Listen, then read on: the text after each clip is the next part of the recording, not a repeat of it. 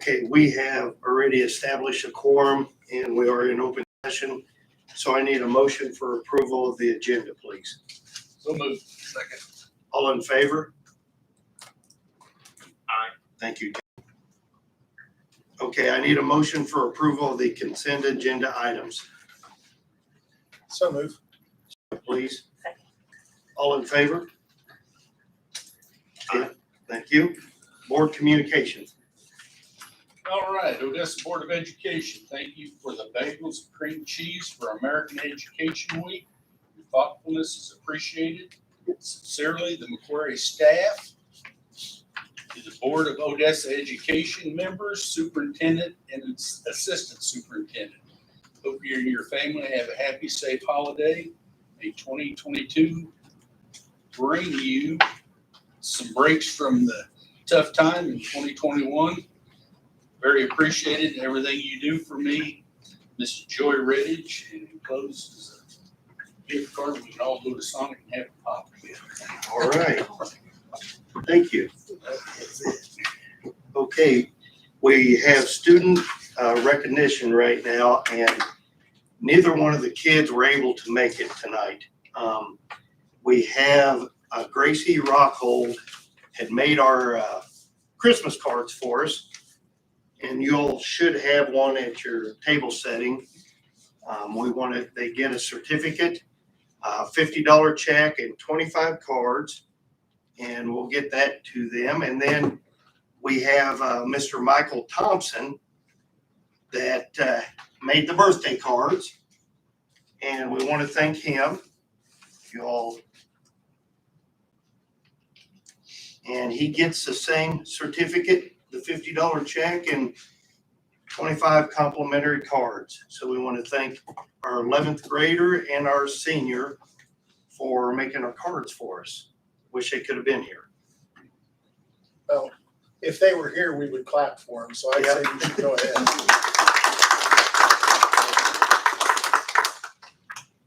Academic focus, Mr. Armstrong. Well, I'm gonna let Ms. Russell introduce Awesome. what's going on, and then I'm gonna kind of get us a little set up here while we're doing that. All right, so tonight we're going to give you just a little glimpse of what a kindergarten literacy lesson looks like. I think you'll be surprised at just how well these little guys do in literacy, and just how beneficial small group lessons really are. We have Mrs. Lacey Beisenhurst here. See? And then we have Emerlyn, and we have Drew here with us tonight.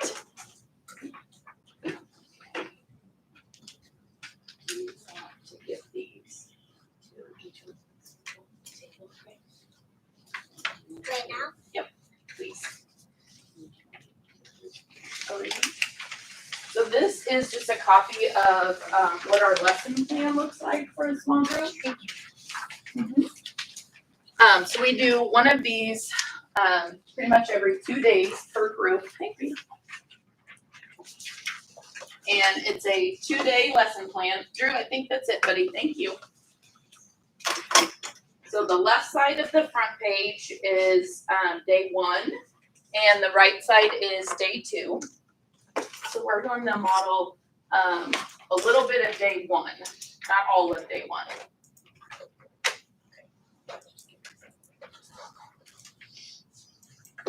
So the first part we're going to model is a book introduction.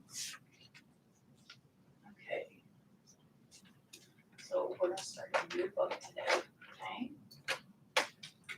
And what do you see on the front cover? Snowman. Okay, you want to go ahead and open it up?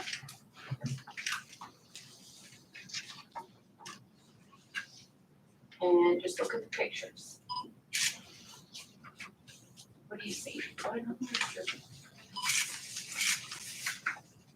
do you see on the first couple of pages? Eyes. Mouth. The mouth. Okay. Nose. Hat. You guys know what that is? It's a scarf. So you put it around your neck. when it's really cold outside. I'm sure if you've seen your moms wear one, maybe. Sometimes dads wear them too, to keep their neck really warm. I haven't been cold enough at recess, but I wear one if it's cold outside at recess.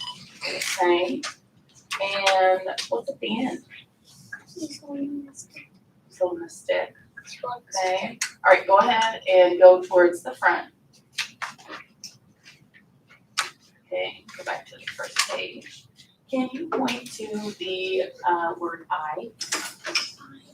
Can you point to the word A? Okay, go ahead and turn the page. Do you see the sight word and? Okay, now our new sight word today is the word have. Okay, H-A-V-E. Can you frame it with your fingers? Frame it with your fingers on the page. Okay, have. Say have. Have. Okay, now look at the page. Do you see a lot of lines on the page? Yes. Yeah, kind of more than we're used to, right? Because you guys are moving to level C books. So I want you to look at this page right here. How many lines are there? 4. 4. How many sentences are there though? 4. Are you sure? 4 and 3. A sentence ends with a period, right? How many periods do you see on the page? 1. So that means it's one sentence. But 4 lines of text, okay? It's a little bit trickier, but I think you guys can do it. We're gonna go back, and right now I just want you to try and read it, okay? And I'll help you when you need it. All right, put your finger under, go ahead. I That's a new cipher. Have. have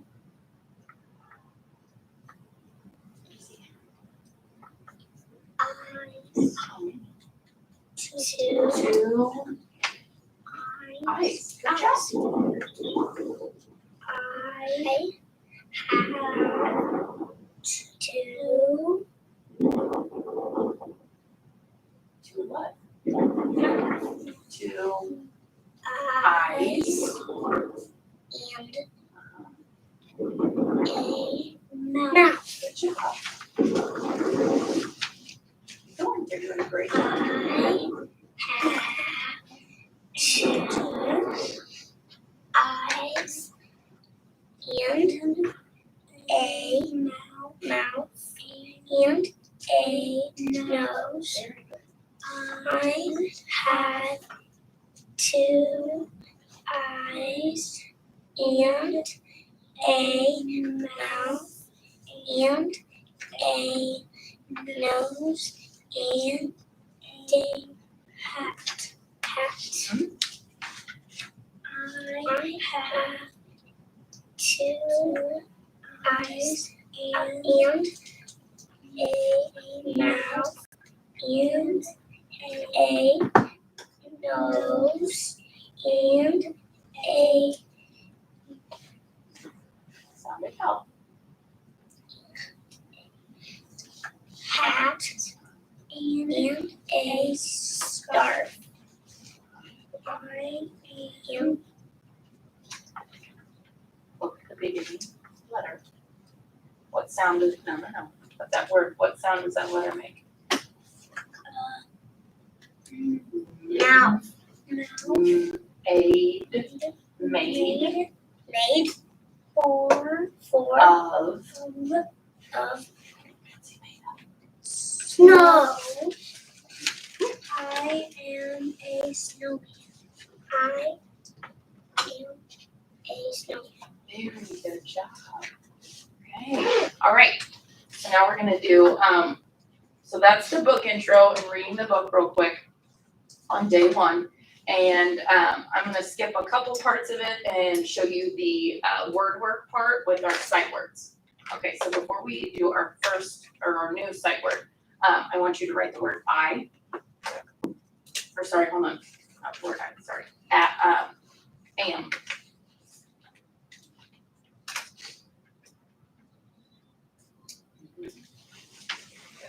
Erase. Very good, erase. Okay, now I.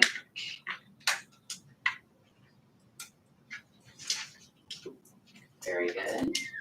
Now, and.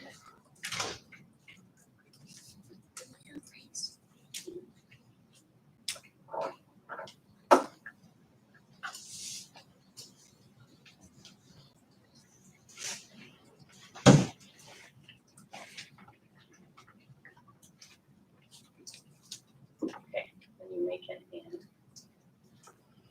Your line goes on the left side. Down, up, down. There you go. Okay, erase and capture marker. Okay, line your letters up over here. Just top to bottom. Doesn't have to be in the right order. Okay. All right, tell me the letters. A, B, H. Okay, now can you build our new sight word have?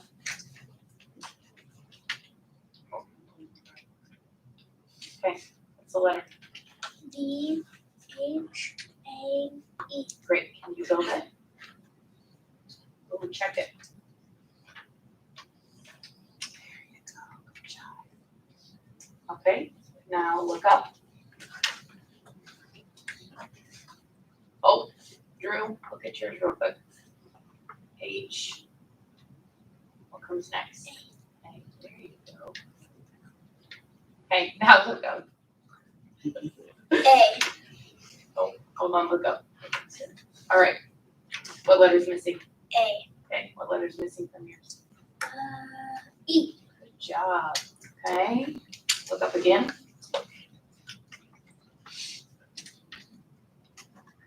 Okay, now put it together again.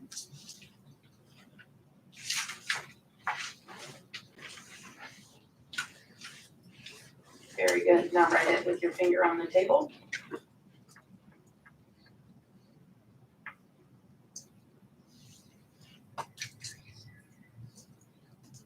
Very nice. And then write it 3 times.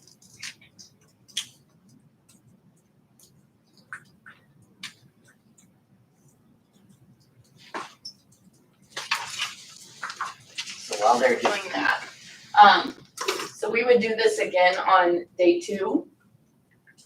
And we also do a guided writing. So I just brought one to show you. This isn't necessarily for this group. This is just one I grabbed. So it goes along with the book. So I'll map out the sentence for them, and then they try it at the top and write it at the bottom after I've checked it and help them with any mistakes. And then their last word of the sentence they get to make up on their own to fill in the sentence and write it. Very nice job. You may erase. Drew, look at those A's, babe. The line goes on the right side.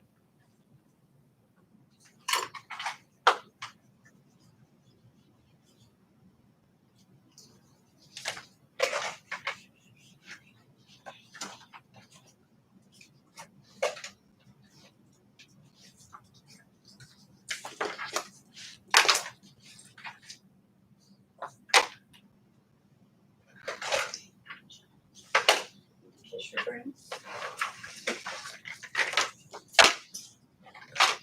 You get it? Look.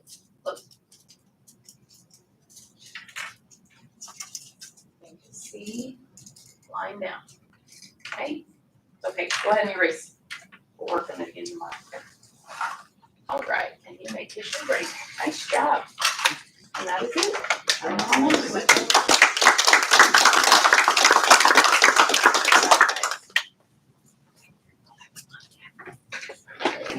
Drew and Emerlin, thank you very much for coming out tonight.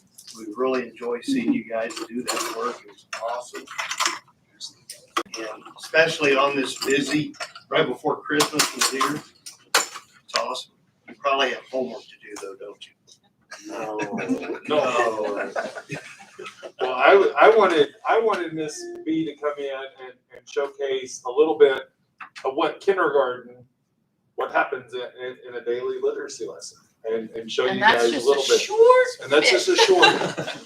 But you saw a lot of things there. You saw the lesson plan. You saw an assessment notebook. You saw Miss B taking notes.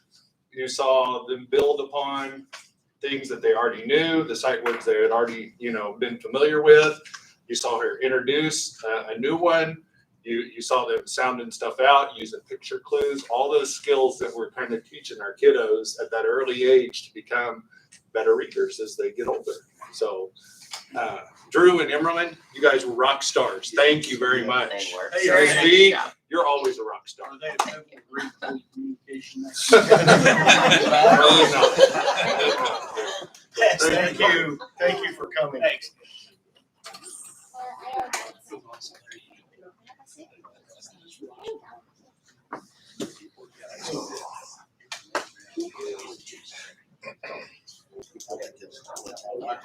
Not sure who comes next.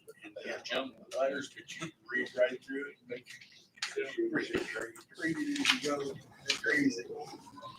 Well, next we have Making a Difference. We're here to recognize a special person. Yes, for December, we recognized Michelle Sissel, middle school special education teacher. She was nominated by several staff members. Here's some of the things that they said. She's been making a difference in student lives for over 20 years. She works daily with students of various academic, behavior, and emotional levels. She pushes her students to excel and holds them to a high level of achievement. She's a fun teacher and keeps the student learning environment fun and interesting. She is very deserving of this award for all her years of service and passion for teaching practical living students at the middle school. Congratulations, Ms. Sissel, for being the Odessa R-VII December Making Difference Award winner. She was presented in front of the staff a week ago, given a certificate. And tonight we have a plaque to give you that I want to present to you on behalf of the district and the Board of Education. Thank you very much for all you do. It's especially in today, sometimes it's a challenge, but thank you very much. Thank you. And then if you'll keep your speech to under 15 minutes. I'm just kidding. Thank you very much. No problem. Am I really supposed to give a speech? No, you don't have to. Yeah, you'd have thought Thank you guys so you'd much. have thought they'd have told you that. I know. Yeah. Well, thank you guys, because it really does take the support from you guys all the way on down. So thank you very much. Thank you.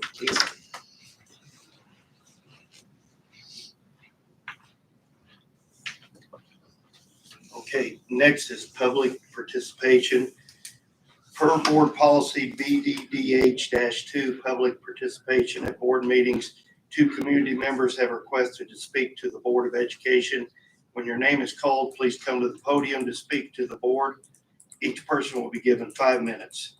Ms. Sybil Wilson, please.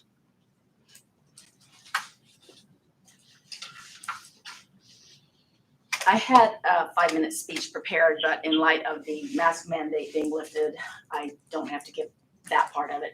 I do want to thank you for allowing parents and grandparents to go to the concert last week. I got to see my 7th grader play the band concert.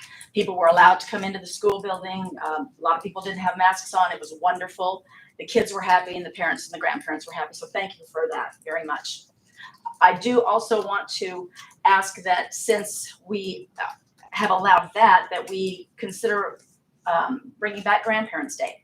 I know that Concordia had Grandparents' Day on November 23rd, and they had, the grandparents got to go in and see all their children, all their grandchildren's room, and they had snacks and drinks and what have you, but no masks, and it was a wonderful time for the kids and the grandparents, and so I would ask that you please consider bringing back Grandparents' Day and allowing parents and grandparents like me to come back into the school building just when I go pick up my granddaughter or my grandson. I'd like to be able to just walk inside and get out of the cold weather.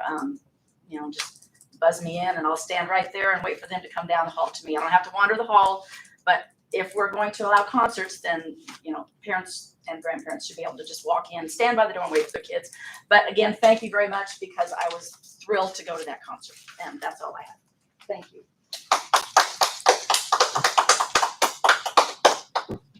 Next, Ms. Nicolette Clam.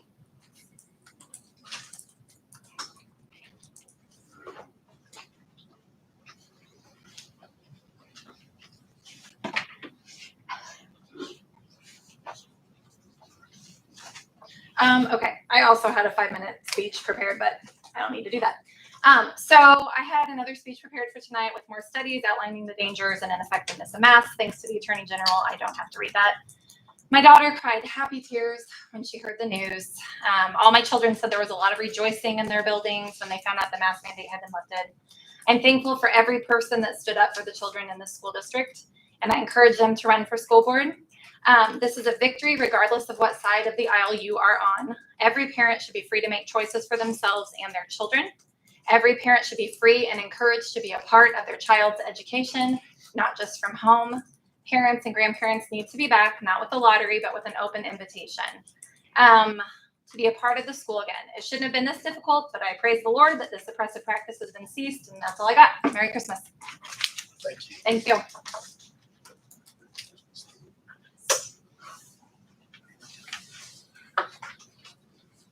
Okay. Superintendent's report. Yeah, the building administrative reports are included in your packet for your review. Financial update, as I've pointed out, monthly the district remains in strong financial condition. Revenues are continuing to exceed that of 2021. The expenditures are slightly higher than they were in 2021, but that's to be expected with additional staff and salary increases that were given to the board. Next month, I will present a board revision or a budget revision for board approval.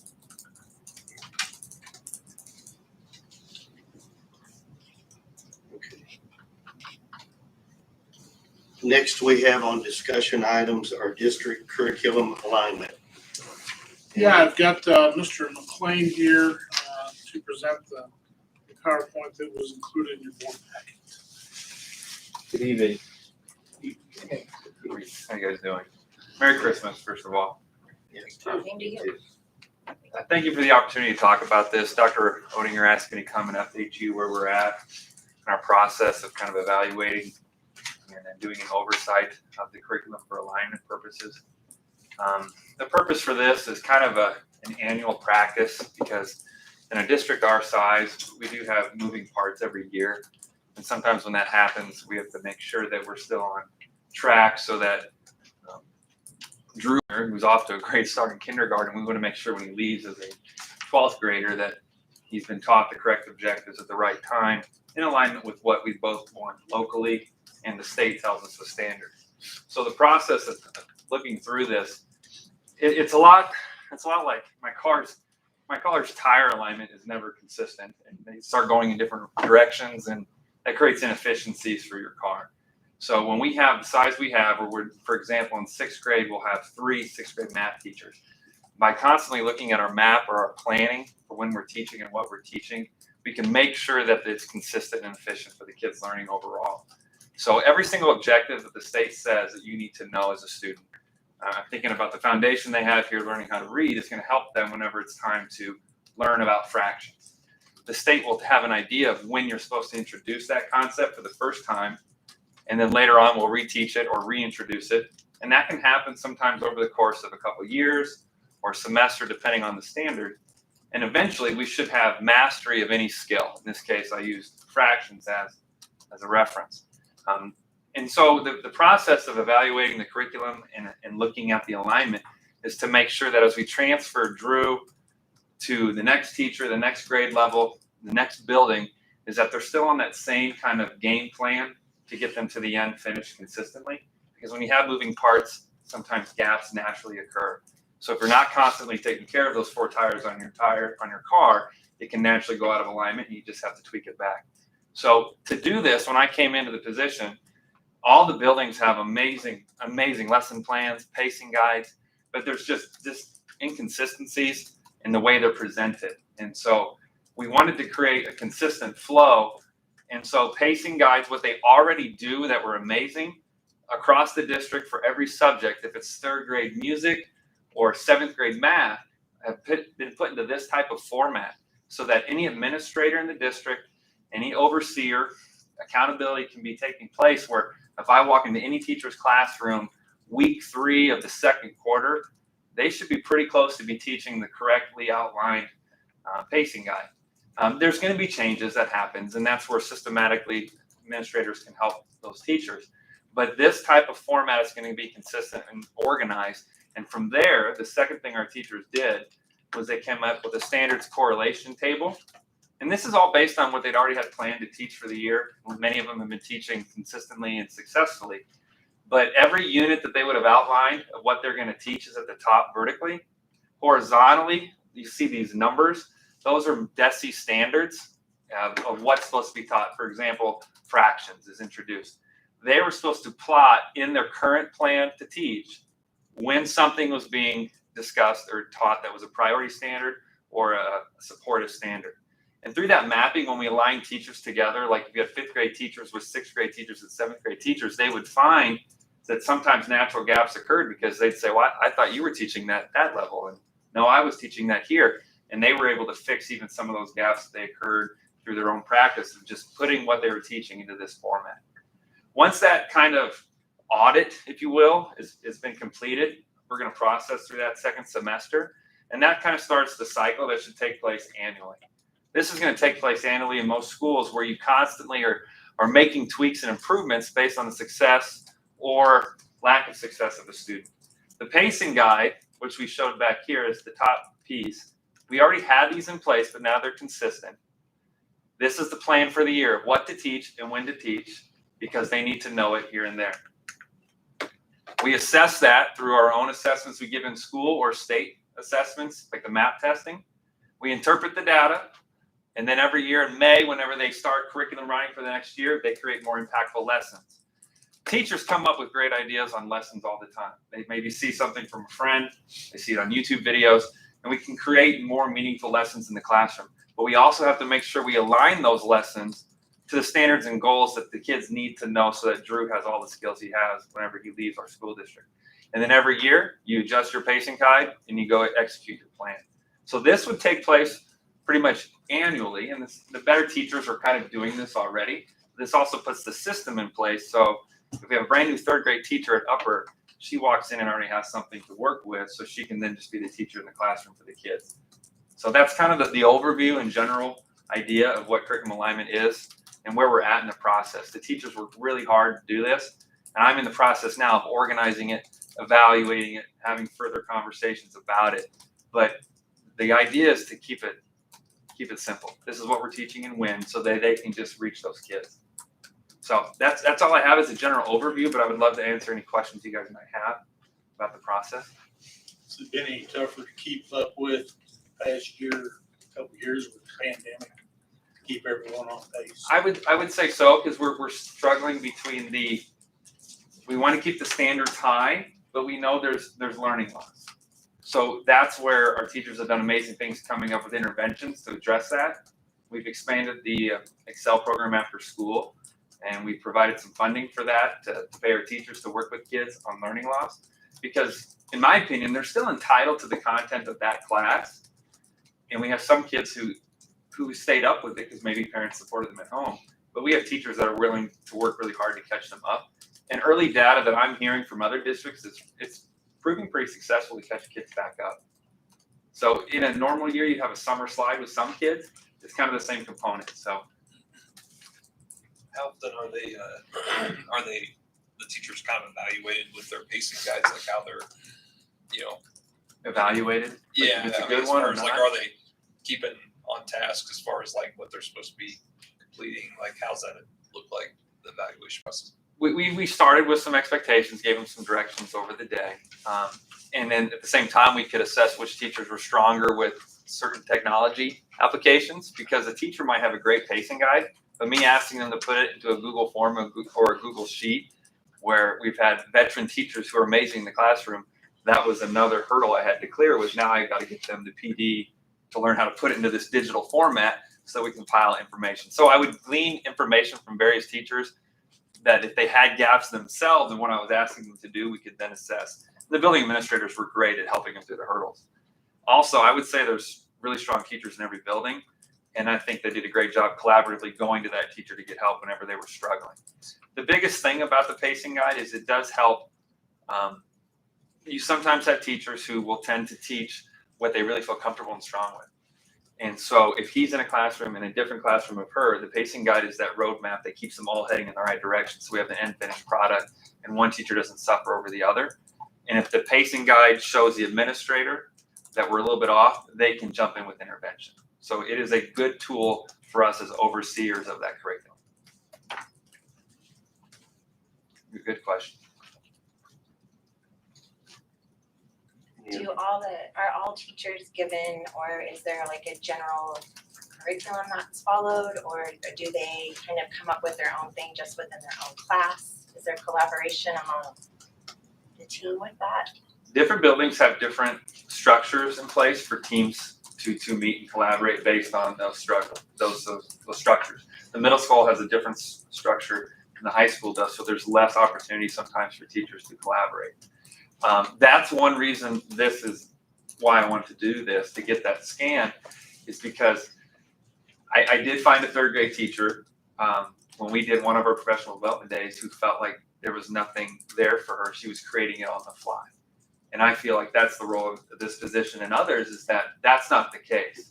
Because if the teacher leaves and the teacher comes in, they have something to plug and play as a curriculum. So this is the starting point for identifying those gaps. And then I will work with those building leaders to ensure that a curriculum's in place. Even if I was to leave or someone else was to leave, the education of Odessa students always takes place as a precedent. I applaud you for doing this. I know it's a lot of work, but I mean, the benefit of it's going to be astounding for the students and the staff as well. I admit I'm a huge dork, so it's fun for me. Thank you. Anything else? Dave, how long, I know it's in the works. When will this thing really get to running down the tracks, do you think? I would love to see us do it, especially with my focus of math. I taught math for about 16 years, and our math data has been released to the state. All the states have been released. Again, we have to take that into consideration with the COVID slide. But I like setting goals, and I like trying strategies to get better. And so what I would like to see is, we do curriculum writing traditionally here in May. That's additional stipend for just teachers that's outside their contract time. They don't have to do it. But that's, to me, when the reset takes place. I don't always like changing a plan midstream unless you have to. But you execute your pacing guide, your plan for the year.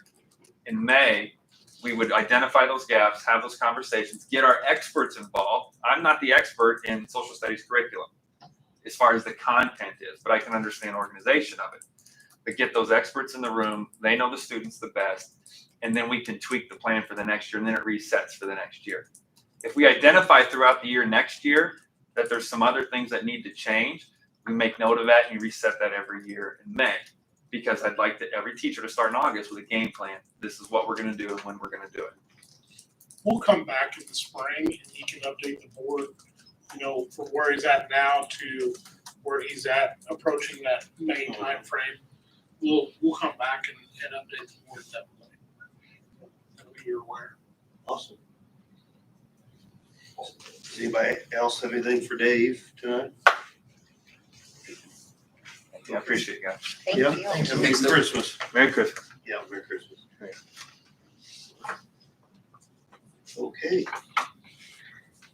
Next up in our discussion items is a multi-tiered systems of support. Yeah, and Ms. Rennan is here to talk about those things, so I'll just turn it over to her. I see some familiar faces and some that aren't. Those of you that don't know me, I'm Lori Rennan. This is year 23 for me in the district, so I've been here a while. I am a licensed professional counselor by trade, mainly here at the high school, but do lots of different things. Across the year, you acquire many hats. We're going to talk about the multi-tiered systems of support. In particular, a couple of resources that we use, the Lafayette County Children's Services Fund and the Brighter Futures Consortium. So the multi-tiered systems of support it helps provide academic and behavioral strategies for students of various needs.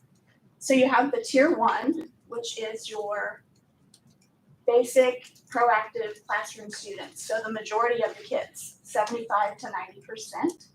That tier 2 are the small group kiddos, so 10 to 25%. And tier 3 are those individual student needs, so less than 10%.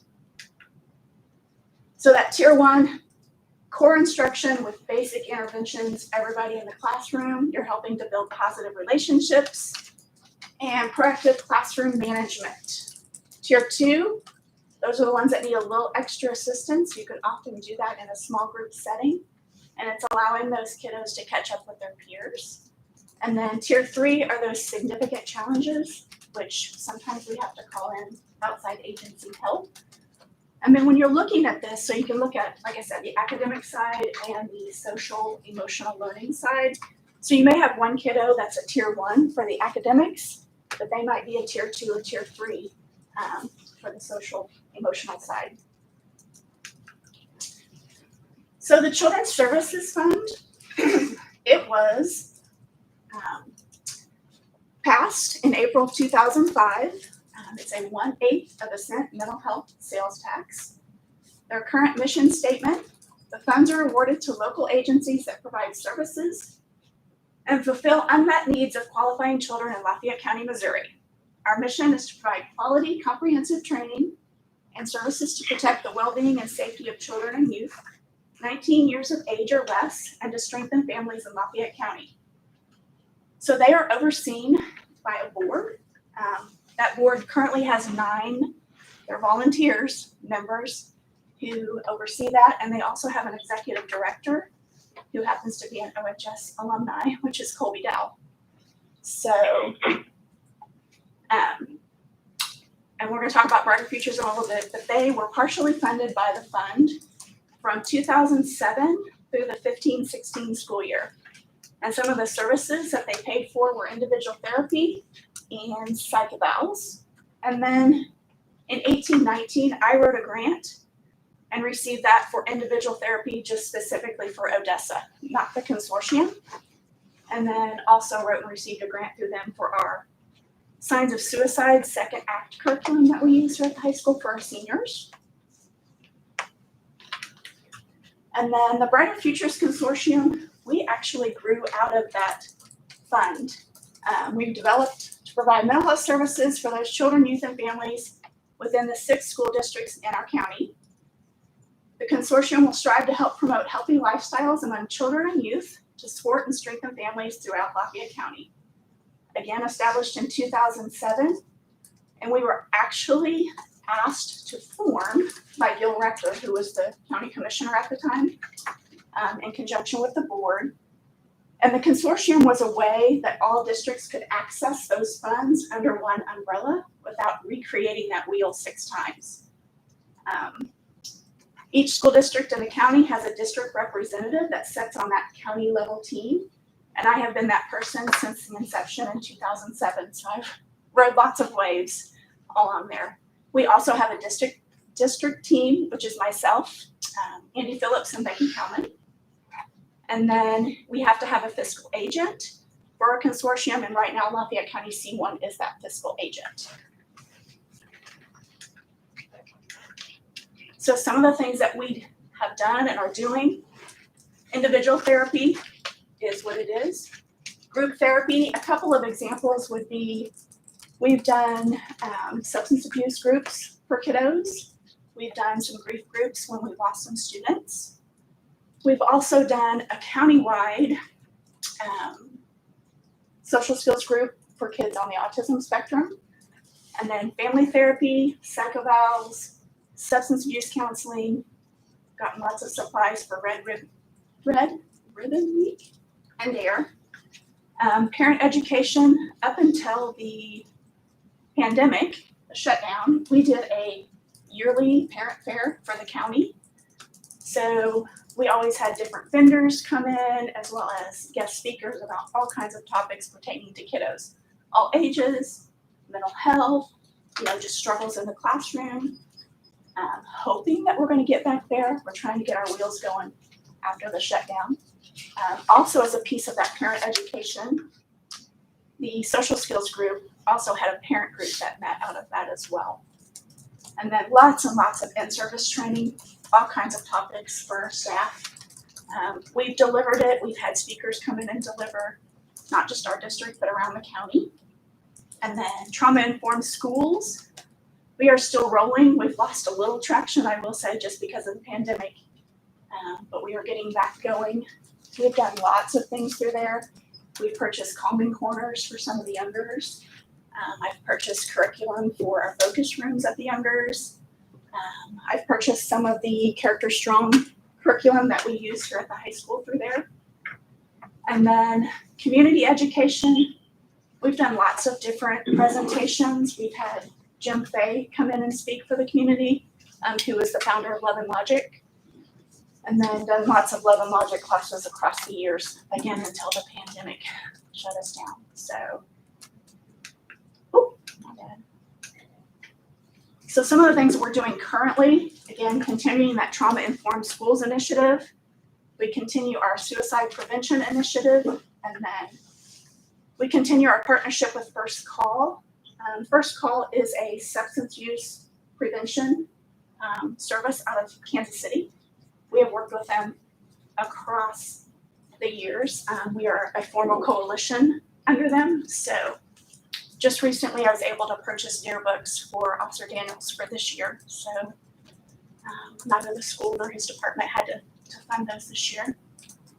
And then we just got a new grant. Again, getting our wheels going again. It is through the Department of Mental Health. And it is in conjunction with First Call. So it's $200,000 across 2 years with the opportunity to renew that for another 2 years and another $200,000. And that focus will be on decreasing substance use in our kiddos and the community, as well as decreasing other risk factors associated with that, and then just increasing the community capacity for substance use awareness and prevention. So we had to do in conjunction with First Call, so they had to hire their own person, which is a community prevention specialist, to oversee this Maxi grant. And then our consortium also has to hire a community prevention specialist, which they just posted that job, I want to say maybe 2 or 3 weeks ago. So at this point, I know they've got 4 really good candidates. So hoping in January that person will come on board, and then we can start getting some of these services. They're going to do countywide events, individual school events, whatever that we need. So just getting started with that though. And then we have had lots of different funding sources across the years. So the Children's Services Fund, they have not funded us as a group since 15-16. The Healthcare Foundation of Greater Kansas City, which is now known as the Health Forward Foundation, the Reach Foundation, the Mater Foundation, First Call, which has also been known as ACT Missouri, and then our most recent is Department of Mental Health. So questions? What age group can, I guess, how early as a school district do we help? Because I'm assuming, I'm making a lot of assumptions here, do we help to identify students, people in the community or whatever that can utilize the services that you've talked about through when and how do we do that, I guess? It is literally birth to age 19. So we have had, through our early intervention programs, done some stuff in conjunction with them through small steps. So a lot of those kids are identified early. It just depends on like some of the initiatives that we have going and what the need is. Because our need has changed across the years, you know. It is what it is, it changes. So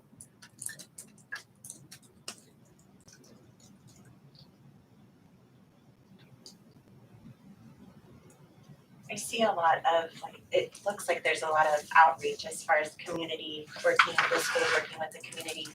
Is there ways that you guys could or can use like grant money to develop like mental health support programs within the schools, like with the teachers providing that support? We've done some of that initially. We did some of our signs of suicide. But I will just be honest with you, the teachers weren't comfortable being the ones providing that. Yeah. So we have gone back to myself and Ms. Ray and Ms. Twombly, and everybody usually comes together to help out with that stuff. We do it every year. So with our kiddos and our staff.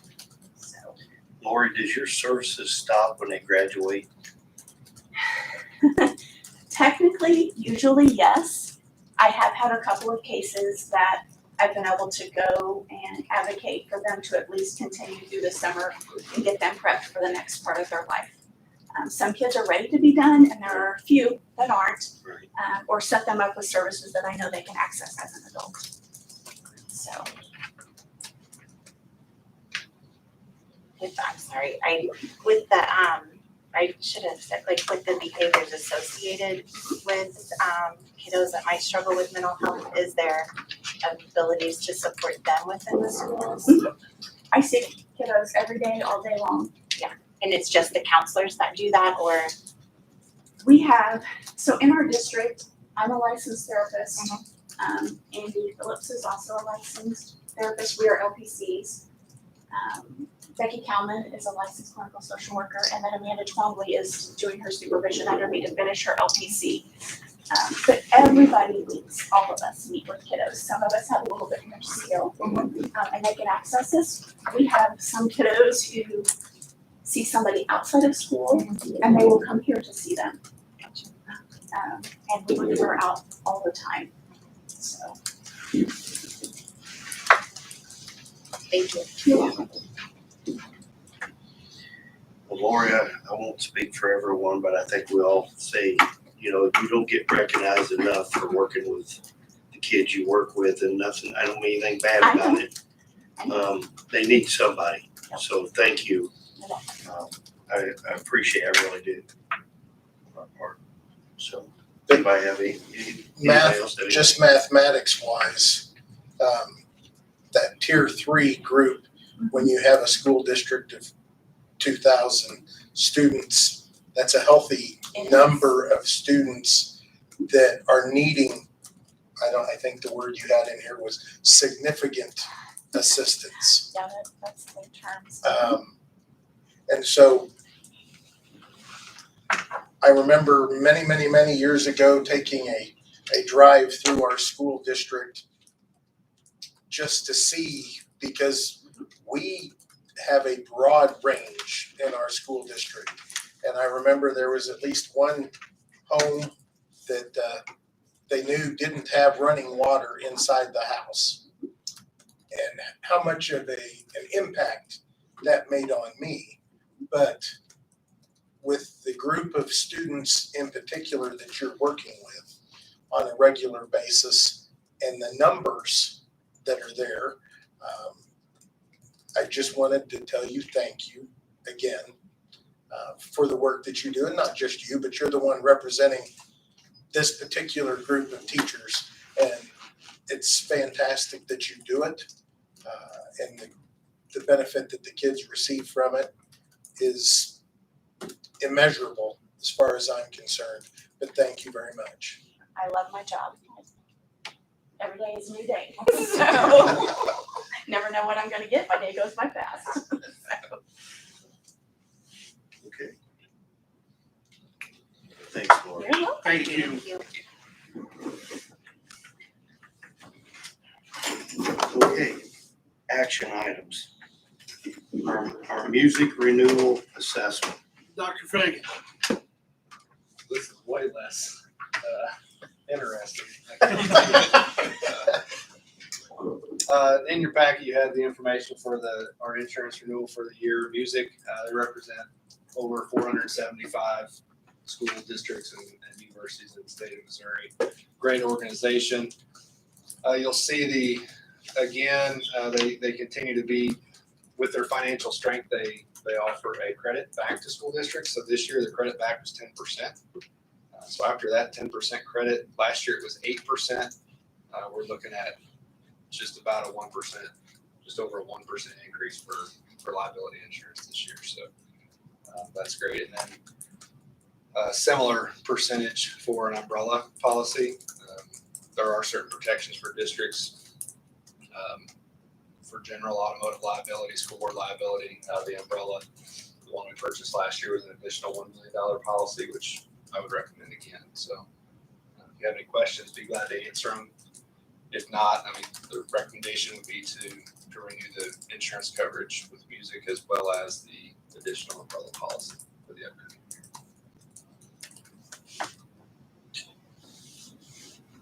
year.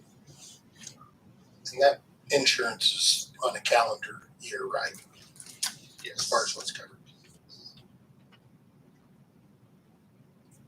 I make a motion, we accept it, continue with music for another year. We have a motion. We have a second. Any other discussion? All in favor? The only discussion I have is, he's right, that was way more boring than watching kindergarten. I'm sorry. Ross. Me too. Spice it up a little bit, Robert. All in favor? Thanks, Tim. Okay, the 2021 C MSBA board policy update. It's gonna get real slow now.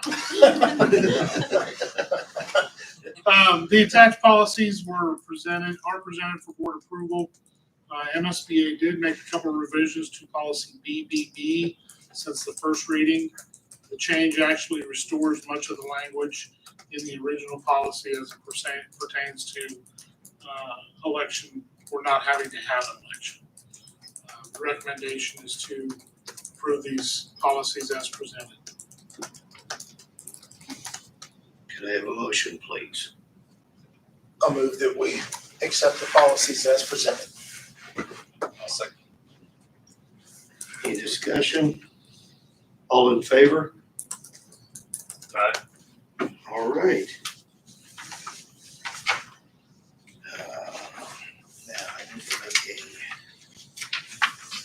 I need a motion to go into executive session pursuant to statute 610.021 RSMO, please.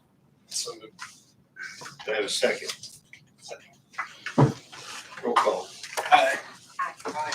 Aye. Aye. Tim? Aye. And I. Okay,